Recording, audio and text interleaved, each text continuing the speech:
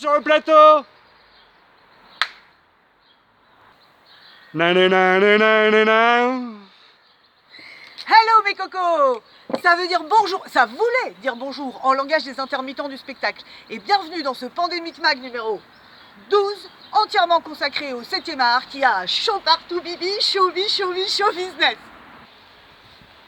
Bonjour et bienvenue devant le cinéma décrépit Ariel Dombal. Alors ce cinéma est assez jeune, il date de 1953, mais il a été ravalé plusieurs fois. Et donc ce soir je vous invite à la DER des DER séances où je vais vous proposer 3 films. Venez avec moi.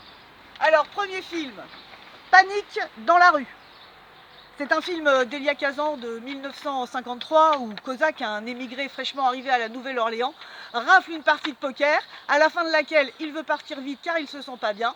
Et finalement, le lendemain, son cadavre est découvert, porteur de la peste pulmonaire. Une course-poursuite va s'en suivre avant que la pandémie ne gagne le monde. Alors bien sûr, c'est un film à double fond, puisque cette fameuse peste pulmonaire cache en fait une petite montée de fièvre communiste qu'il va falloir vacciner bien comme il faut.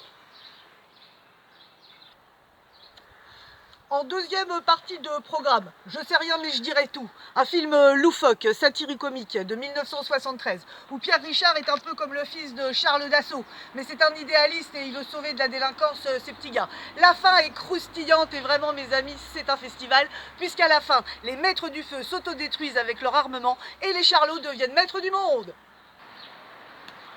Et donc, après Soir 63 à 23h, pour ceux qui ont encore les yeux en face des trous, je vous propose un super film, Bas les masques, de Richard Brooks, un film de 1952 avec Humphrey Bogart. Humphrey est un patron d'une presse indépendante pour laquelle il a sacrifié toute sa vie et toute sa vie privée. Il apprend par une dépêche qu'il va être licencié parce que son journal va être vendu à un grand groupe. Et il sait qu'il va partir avec une grosse prime, mais que tous ses amis du journal qui se sont battus avec lui pour la vérité de l'information vont être tous licenciés. Du coup, il organise une veillée funèbre. Comme quoi, les copains, quand on prouve avec bravoure qu'on peut en faire 3 fois plus avec 2 fois moins, faut pas s'attendre à recevoir une médaille des arts et lettres. Bonne nuit les déconfits et bonne soirée ciné!